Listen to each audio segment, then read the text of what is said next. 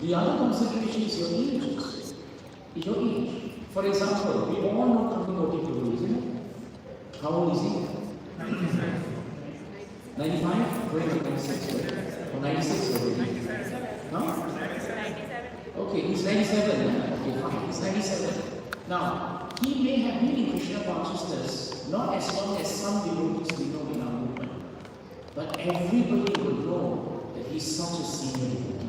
Not just because of his age, but because through his wisdom and years of experience, he is worthy of being seen. Isn't it true? Definitely.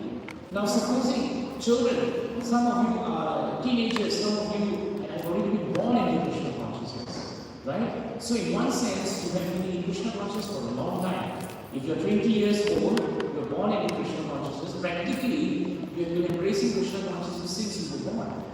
But that doesn't mean your parents who took Krishna consciousness for only 10 years and gave you Krishna consciousness, they are any less senior to you or they become junior to you.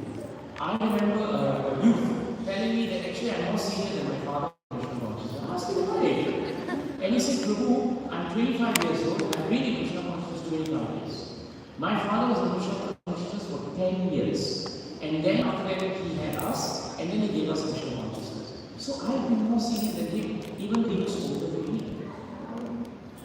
You have such people thinking that way, you see. So actually, age is meant for respect. We must respect those who are older.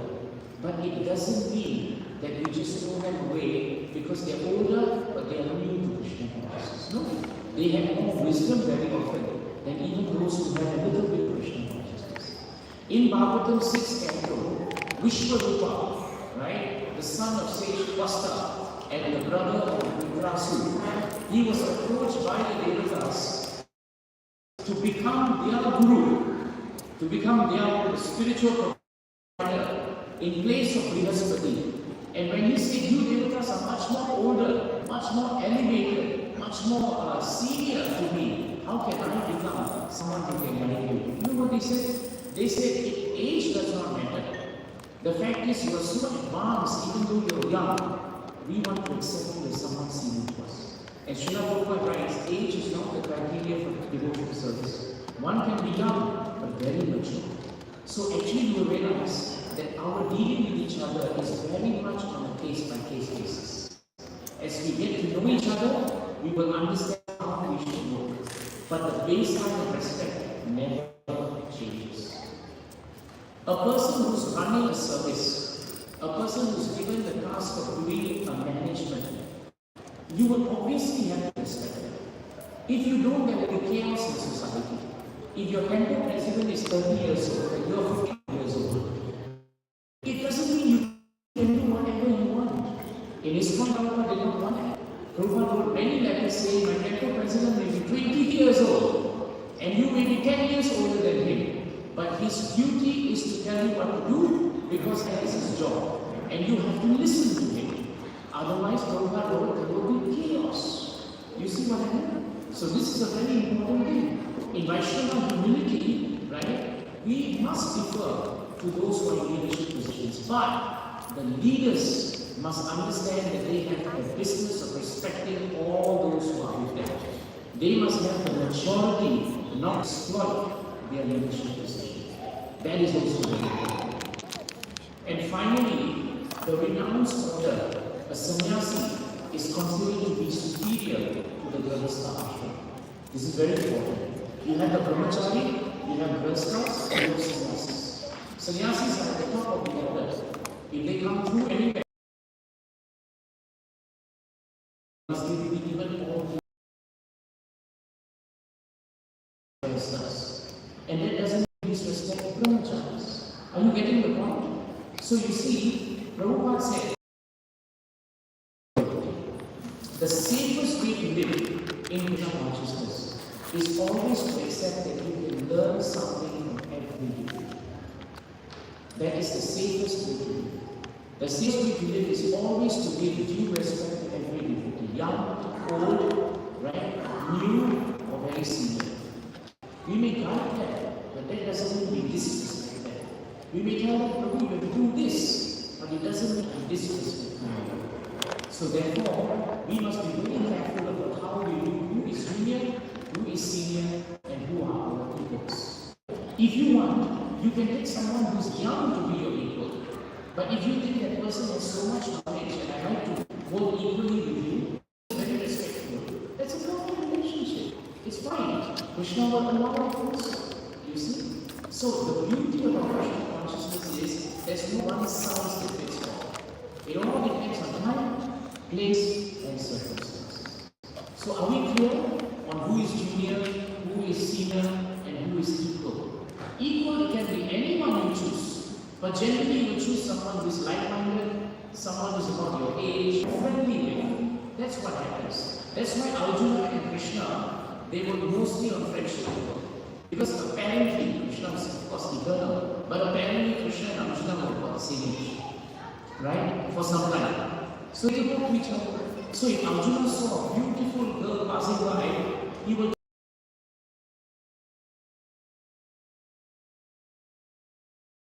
do that if Krishna is supreme personality about it, isn't it? You just keep quiet. Useful? Is that useful? Good. There'll be time for questions. Good. Now, let's wind down our time with some examples from Bhagavad. It's always safe. Because Bhagavad will never cheat us. Now, King Raghugana is actually a king. So according to external etiquette, he was in a superior position.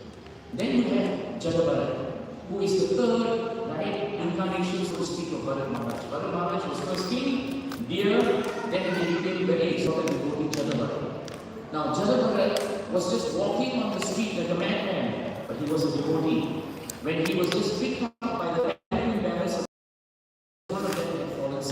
so they told him just carry it. Now Bhiksu was a bit slow, and because there were some ants on the floor, and he wanted to avoid them, so the canopy was going like this. And Raghugana got upset and said, who is this person who is disrupting the way I am walking? And then they said it is Jabal. So King Raghugana in the beginning of the relationship was very harsh on Jabal because he thought that he was a junior. And so he just served him as a paladin.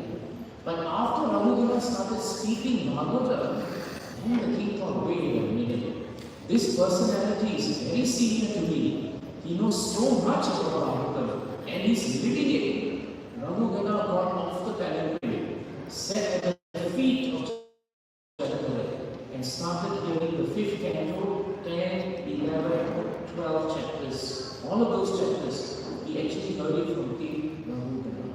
You see the point? So therefore it shows us, all these chapters were discussed between the king and Raghugana as if the king was junior to H.T. Jadabharat. So this is a very important point. A very humble Vaishnava does not exert his position on the king, but by his own nature, by her own nature, by their own realizations, by their own purity, people will come to give you respect. You don't have to demand respect. If you are really a devotee, people will respect you. These are some examples that I wanted to share with you also. When you talk about seniors in Bhagavatam, the most stark example is Suniti, mother, and child Dhruva. Right? That's definitely senior to him, isn't it? And Dhruva Maharaj really listened to his mother. When his mother told him that you should go to the forest and meditate on the Supreme Personality of the Godhead, Dhruva did not object. He accepted his senior, his mother, and he went. He just went.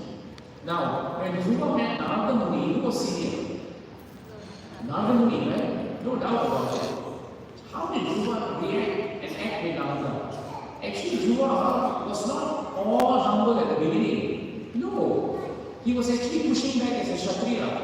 Because Narada said, go back, Dhruva. What are you doing wasting time here? You are a king's son, Because of small things you have left in the house. Go back. Sitting in Madhuban is not your cup of tea, so to speak. You go now, go. But Dhruva said, no, I'm not going. My mother has told me to come. If you want to be of use to me, then you give me some advice that I can follow in an honest way. So Dhruva was a bit, straightforward.